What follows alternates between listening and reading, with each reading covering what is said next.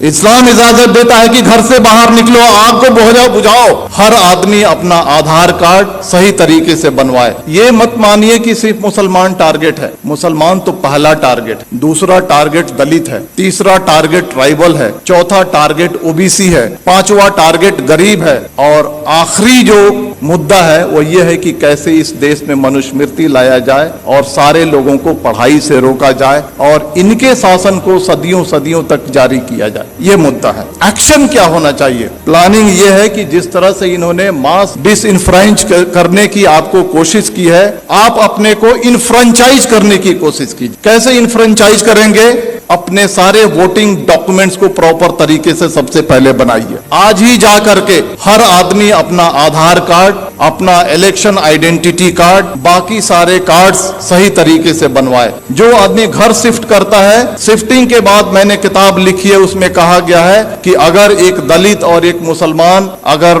अपने घर को शिफ्ट करता है तो उसके नाम को डिलीट कर दिया जाता है। आप जहां पर जाते हैं नए तरीके से अपने नाम को ऐड कीजिए। आपके मेल को फीमेल लिखा जाता है, आपके फोटो को चेंज कर दिया जाता है। बीजेपी के लोग फॉर्म नंबर 7 के थ्रू आपके वोटर आइडेंटिटी कार्ड को चैलेंज करते हैं। बिना इंक्वायरी के इलेक्शन कमीशन आपके वोटर आइडेंटिटी कार्ड को खत्म कर देता है। आप सजग नहीं है। सबसे पहले आप सजग होइए, सबसे पहले अपने कार्ड्स बनाइए। कार्ड्स बनाने के बाद जो वोटर लिस्ट है उसको उठाइए और देखिए कि महमूद आलम अगर लिखा हुआ है तो उसका स्पेलिंग सही है क्या, हम मेल हैं तो मेल है क्या, फीमेल है तो फीमेल है क्या, हमारा फोटोग्राफ है क्या। इन सारी चीजों को इंश्योर कीजिए और इंश्योर करने के बाद आप यूनाइट होइए। और यूनाइट होने के बाद जिस तरह से इलेक्टोरिकली ये सरकार आपके सर पे बैठी है, उसी तरह से इलेक्टोरिकली इस सरकार को उठा के फेंक दीजिए। जिन लोगों ने कहा था माइनॉरिटीज, मुस्लिम्स, क्रिश्चियन, सिख, बौद्ध, जैन,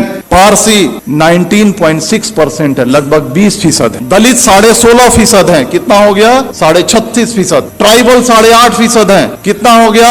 45% हो गया। अगर सेकुलर जो हमारे ओबीसी हैं और सेकुलर जो हमारे अपर कास्ट हैं, अगर इनको मिला दिया जाए तो हमारी तादाद 60 के ऊपर जाती है। और अगर हम चाह लें प्रॉपर तरीके से यूनाइट हो जाएं, प्रॉपर तरीके से अज़्म कर लें, प्रॉपर तरीके से साइलेंट रेवोल्यूशन के लिए अगर हम तैयार हो जाएं तो इस सरकार को हम इलेक्टोरिकली उखाड़ फेंक सकते हैं। और इसके लिए आपको तैयार होने की जरूरत। तो मेरे कहने का मतलब है कि दोस्तों, ये जो सारी चीजें जो आपके सामने फैक्ट्स हो रही हैं, ये हिंसा नहीं है, ये मणिपुर नहीं है, ये कश्मीर नहीं है, ये यूसीसी नहीं है, ये सीएए नहीं है। ये एक ही है कि आपको मास स्केल पे कैसे डिसइंफ्रेंचाइज किया जाए, वोट देने के अधिकार से आपको कैसे वंचित किया जाए। इस बात को समझिए, अपने वोटिंग राइट्स को समझिए। आपकी इस देश में कदर और कीमत क्यों है? क्योंकि आप वोट देते हैं। जिस दिन आपके वोटिंग राइट को खत्म कर दिया जाएगा, आप कीड़े मकोड़े हो जाएंगे। चाहे वो कोई भी समाज हो, चाहे वो दलित समाज हो, ट्राइबल समाज हो या माइनॉरिटी का समाज हो। अपने राइट्स को समझिए, अपने डॉक्यूमेंट्स को बनाइए और आने वाले इलेक्शन में मैं कहना चाहता हूं कि वोट करना ये लगना चाहिए कि 100% दलितों ने, 100% मुसलमानों ने, 100% ट्राइबल ने वोट किया है। और अगर आने वाले इलेक्शन में अगर आप वोट नहीं करते हैं तो समझ जाइए कि आप अपने मजहब को धोखा दे रहे हैं, आप अपने देश को धोखा दे रहे हैं। अगर बाहर आग लगी हो और घर के अंदर अगर हम चैन से बैठते हैं, इस्लाम इसकी इजाजत नहीं देता है। देखिए, आपके सामने जो बातें हो रही हैं आज, इस चर्चा सत्र के 2 पार्ट है। एक पार्ट है यूसीसी और दूसरा पार्ट है मॉब वायलेंस। हम दोनों को अलग अलग चर्चा करेंगे। पहला मैं कहना चाहता हूं, हम यूसीसी को हम लेते हैं। आज से 6 महीना 1 साल पहले आपने देखा होगा कि लव जिहाद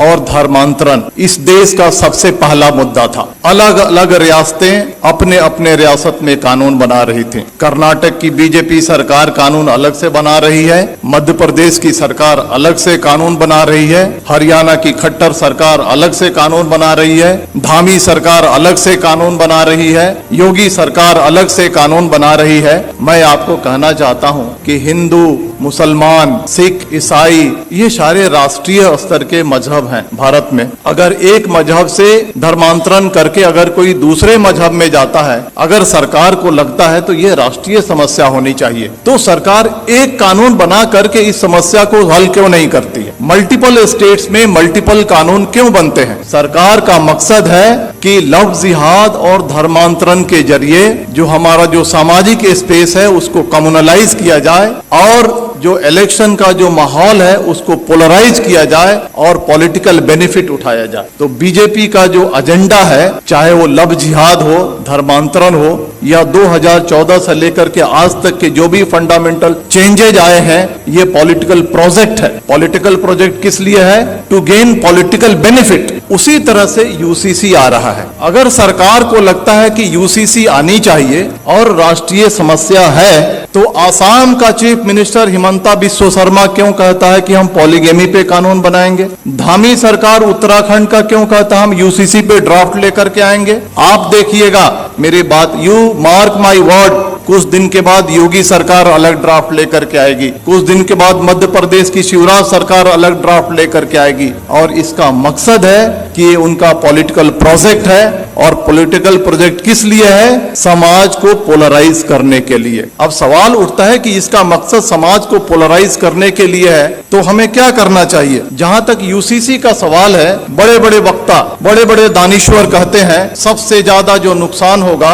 वो क्रिश्चियंस को होगा, सिख को होगा, ट्राइबल्स को होगा, दलित को होगा। हमारी जिम्मेदारी है, सरकार देखिए 2014 से लेकर के आज तक जो चाहती है वो करते आई है। अगर वो चाहेगी कि यूसीसी लाएं तो हम रोक नहीं सकते हैं, लेकिन हम जो कॉन्स्टिट्यूएंट्स जो उनको वोट करते हैं उनको ये एजुकेट कम से कम कर सकते हैं कि ये जो है आपको बर्बाद करने के लिए लाया जा रहा है। इसके कॉन्स्टिट्यूएंट्स कौन है? ट्राइबल्स हैं, दलित हैं, मुस्लिम्स हैं, अदर माइनॉरिटीज हैं। इन सब को हमको एजुकेट करना है कि आपके different language, different culture, different रहन सहन आपके मजहब को बर्बाद करने के लिए लाया जा रहा है। और ये हिंदू कल्चर नहीं थोपा जा रहा है, ये Brahmanical mindset, upper caste Hindu mentality को कमजोरों पे थोकने की ये साजिश है। इसके लिए हमको देश को आगाह करने की जरूरत है। अब आते हैं मॉब वायलेंस में, क्योंकि वो ज्यादा देश के सामने एक बड़ा समस्या है। आपने देखा होगा कि जब भी मॉब वायलेंस होता है तो इसके दो पार्ट हैं कि जो बातें रिपीट हो रही हैं उसको बोलने की जरूरत नहीं है। जो पेपर में आता है, जो सोशल मीडिया पे आता है, जो वक्ताओं ने कहा, it's a matter of record, उसको रिपीट करने की जरूरत नहीं। हम क्या नया रखते हैं उसका ज्यादा महत्व है। मॉब वायलेंस के दो पार्ट हैं, एक जो एक्चुअल जो विजिलेंटे ग्रुप और एक सरकार जो खामोशी से उसका सपोर्ट करती है। जो विजिलेंटे ग्रुप है, जो एक्चुअल क्राइम कमिट करता है, आज फ्रीली घूम रहा है, हथियार कलेक्ट कर रहा है, क्राइम कर रहा है, माइनॉरिटीज पे वार कर रहा है और उसको कोई छेड़ने वाला, कोई अरेस्ट करने वाला नहीं है। दूसरा जो पार्ट है आज की सरकार कितनी भी मॉब लिंचिंग हो जाए, मणिपुर हो जाए, नू हो जाए, पुन्हाना हो जाए, झिरका हो जाए, ट्रेन में फायरिंग हो जाए, दंगे हो जाए, सरकार जबान नहीं खोलने वाली है। सरकार चुप है। सरकार इज मेंटेनिंग साइलेंस। और साइलेंस को क्या कहा जाता है? साइलेंस को, खामोशी को रजामंदी कहा जाता है। सरकार वायलेंस को रजामंदी दे रही है। सरकार रजामंद है कि वायलेंस किया जाए। इसके दो पार्ट हैं, जो विजिलेंटे ग्रुप हैं और जो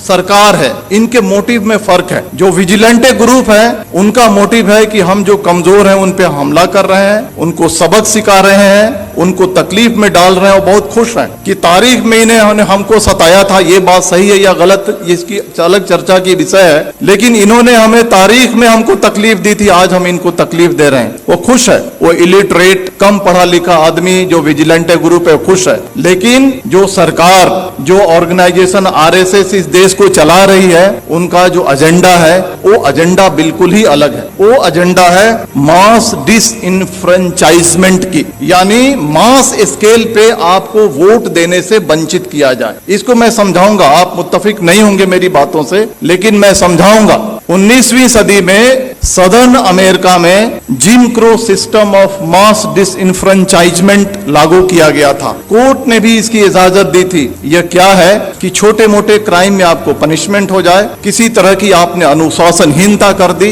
किसी तरह से आपने अपने लाइफ को थोड़ा सा डेविएट कर लिया, इन सारे मुद्दों पे आपको वोट देने की राइट को छीन लिया जाएगा। This is the gym crow system of mass disenfranchisement. वही सिस्टम सरकार धीरे धीरे इस देश में लागू करना चाहती है। चाहे वो कश्मीर का मुद्दा हो, चाहे वो मणिपुर का मुद्दा हो, चाहे वो बुलडोजर का मुद्दा हो, चाहे वो CAA का मुद्दा हो, चाहे वो UCC का मुद्दा हो।